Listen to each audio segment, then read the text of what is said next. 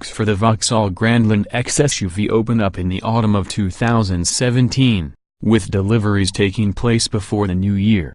It's the third member of its branded family, slotting in at the top of the range. Above the entry-level Grandland X and mid-range Mach-E X, it will go head-to-head with rivals, such as the Nissan Qashqai, Renault Kadjar, Ford Kuga, Volkswagen Tiguan and Peugeot 3008.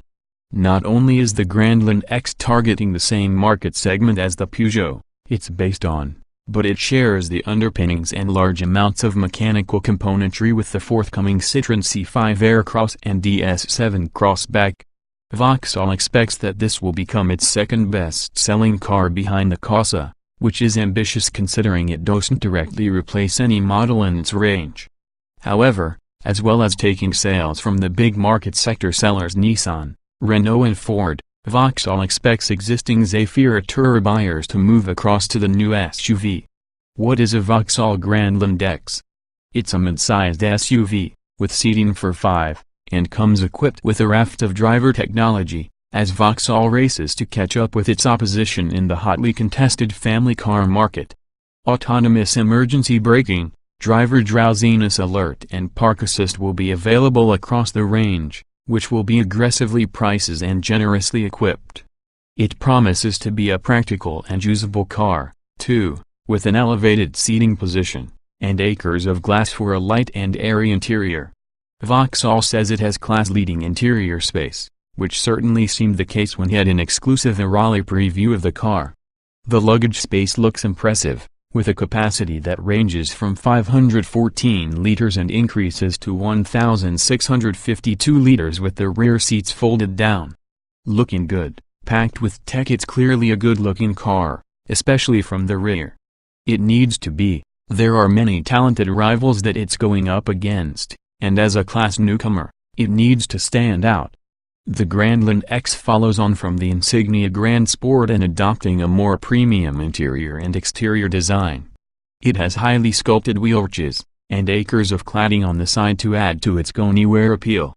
The interior looks good, too, and follows the Insignia in offering a decluttered dashboard and generously proportioned touchscreen.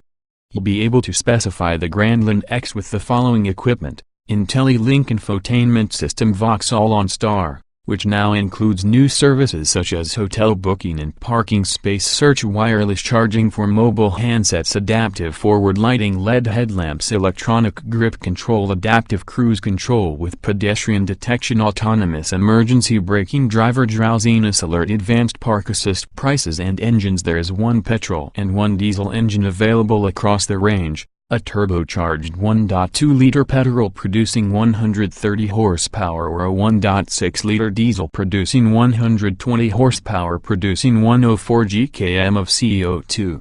The entry-level Grandland X will be priced at £22,310 for the 130 horsepower 1.2-liter Techline nav model. This comes fitted with stop-start and a 6-speed manual transmission. There will be 4 trim levels ranging from, say, Techline Nav, Sport Nav and Elite Nav. The flagship Elite Nav model will cost £29,535 when fitted with the 120 horsepower 1.6-liter turbo D diesel engine and 6-speed automatic gearbox. Styled for the family, it's unmistakably a Vauxhall, though, with contrasting roof treatments, plenty of chrome detailing, and the company's signature-shaped LED daytime running lights. Vauxhall is promising that there will be many personalization options, too. We're intrigued by the AG or certified, in other words, supremely supportive ergonomic front seats, which promise great long-distance comfort. They certainly feel comfortable to sit in. The option of a heated steering wheel, heated front and rear seats and smart tailgate, that opens with a kick, all ensure driver and passenger comfort, are also notable features likely to appeal to family drivers. The verdict: the Grandland X looks like it's going to be a success for Vauxhall. It's certainly a better-looking effort than the gawky Mach-E X and pudding-like Grandland X, being particularly handsome around the rear quarters. It's well-equipped, with some interesting safety kits as standard. This is good news at such a competitive launch price. Vauxhall OnStar, the concierge system that more cars should have as standard, is a brilliant standard fitment, too. We already have a good idea about how it drives, being so closely based on the Peugeot 3008, so we can pretty much guarantee that families will find it comfortable for long distances. It won't be the sharpest driver's tool in this segment, but it probably doesn't need to be.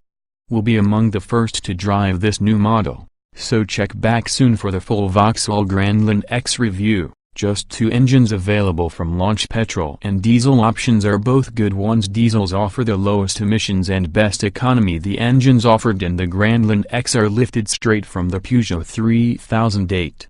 Although that car comes with a myriad of options, the Vauxhall is limited to just two, one diesel, and one petrol. The good news is that they are both great engines that we rate very highly here at, especially the jewel-like 1.2-liter 3-cylinder petrol. Power ranges from 120 horsepower for the diesel to 130 horsepower for the petrol. The 1.2-liter 3-cylinder is smooth and punchy, with useful 230 Nm of torque available. In the Peugeot 3008, it completes the benchmark 0.62 mph sprint in 10.8 seconds and is capable of reaching a 117 mph top speed. And what about the Vauxhall Grandland X diesel? The 1.6-liter Blue-I injection unit feels flexible in the Peugeot 3008 sister car thanks to 300 Nm of torque. It makes the 3008 feel much nippier and more at home on the motorway, too.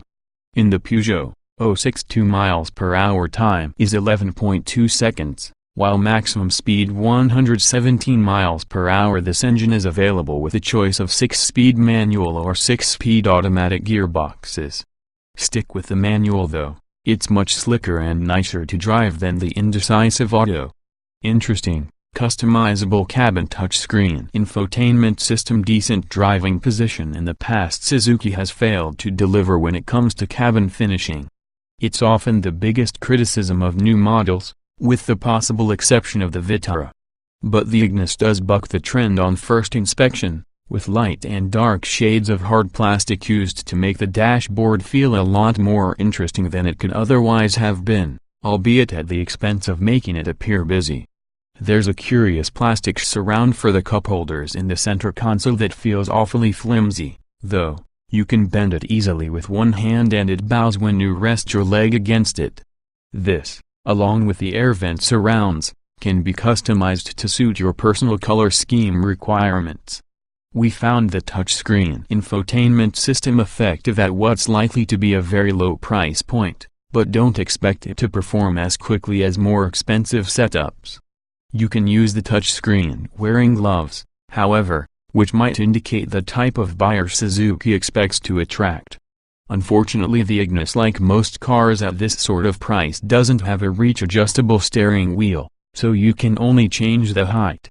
We didn't find it too much of a struggle to get a decent driving position, though. The seats are manually adjustable and it requires a bit of contortion to use their angle adjustment. But the facility's there. Choose your Ignis carefully. This depends largely on the version you buy. The Suzuki Ignis is an unashamedly budget attempt at an SUV, but in the main cabin refinement could be worse. The tiny tires mean there isn't much road noise and wind roar only becomes an issue at motorway speeds, at which point you'll be more bothered by the wind catching this tall, featherweight car and blowing you out of your lane.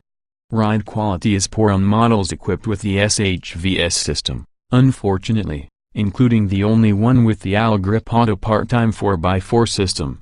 By far the best in this respect is the normal 1.2-liter model, which is a touch more compliant and will deal with UK roads better. It's still on the firm side, however. There's plenty of headroom for all in the Ignis, so even adults over 6 feet tall will be able to travel in comfort as long as their legs aren't too long. Rear seat passengers will notice their environment is quite dark thanks to the shape and tint of the windows. The front seats are adequate and have just enough bolstering to stop you from sliding around during fast cornering. Excellent equipment levels across the range. Vauxhall OnStar standard across all models. Dual-zone climate control included on all versions. The Granland X comes in 4 flavors, starting with the SE, working through Techline Nav and Sport Nav models to the range-topping Elite Nav model.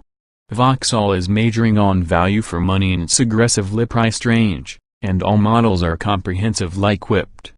Standard equipment on the Vauxhall Grandland X. Say Vauxhall OnStar 7.0-inch infotainment system, screen support for Apple CarPlay and Android Auto, Bluetooth audio streaming, USB audio input, dual-zone climate control, cruise control with speed limiter, leather-covered steering wheel, 17-inch alloy wheels, automatic lighting and windscreen wipers, front fog lights, lane departure warning system, high beam assist for headlights, rear parking sensors. Standard equipment on the Vauxhall Grandland X. Techline nav, 8.0-inch infotainment screen with integrated Satna voice control, ambient lighting, flex floor load bay system, 18-inch alloy wheels, powered tailgate, rear privacy glass, front parking sensors, driver alert system, forward collision avoidance system, blind spot alert system, keyless entry and start. Standard equipment on the Vauxhall Grandland X. Sport Nav. The Sport Nav model is aimed primarily at retail buyers, and is very similar to the Techline Nav model in terms of specification. The main differences are visual, rather than in their equipment levels. 18-inch diamond-cut alloy wheels. Standard equipment on the Vauxhall Grandland X. Elite Nav, leather seat-facing sports front seats, powered and heated driver's seat, ambient lighting, 19-inch diamond-cut alloy wheels, LED headlights, advanced park assist, panoramic camera. Vauxhall Grandland X. Optional extra equipment: active cruise control, all-road pack with grip control and mud and snow tire, wheel package, park and go pack, 1 audible warning and electrically folding mirrors, AG-approved comfort seats, winter pack 1 with heated front seats and steering wheel, winter pack 2 with heated rear seats, plus the above premium LED forward lighting. Standard on Elite Nav, 5-star Euro NCAP rating, 3 ICE fixed points, speed sign recognition and lane departure warning system. Standard on all models when tested by the crash simulation experts at Euro NCAP in 2017. The Vauxhall Grandland X scored a full 5-star rating thanks in part to its raft of electronic safety equipment. In terms of standard equipment, you get the following items: drivers and passenger airbags, front side impact airbags, full-sized curtain airbags for driver, passenger and outer rear passengers, anti-submarining ramps in the front seats, 5 inertial reel, 3-point belts, speed sign recognition, lane departure warning system, blind spot alert system as standard on all but the same model. The safety pack. Standard on all but the same model comes with driver drowsiness system, forward collision alert and automatic emergency braking. How many ICE fixed points does the Vauxhall Grandland X have? There are ICE fixed points on the front passenger seat, and the outer rear seats. Typically sized medium SUV, decent rear room, spacious boot, lots of interior cubbies and optional flex floor. The Vauxhall Grandland X is sized to compete with its main rivals, the Nissan Qashqai and Renault Kadjar, and that means it's compact on the road, with decent interior room. Rear seat room is impressive, with decent headroom, and the front seat occupants get bags of adjustment for their money. As you'd expect, there are plenty of cubby holes for your odds and ends. It's a stylish place to sit, although perhaps lacking in funkiness for younger families. In terms of fitting in your garage, if you have room for an average family car, then the Vauxhall Grandland X is going to fit. It's nicely sized and comes with the modern parking aid you need to squeeze it into today's typically undersized bays.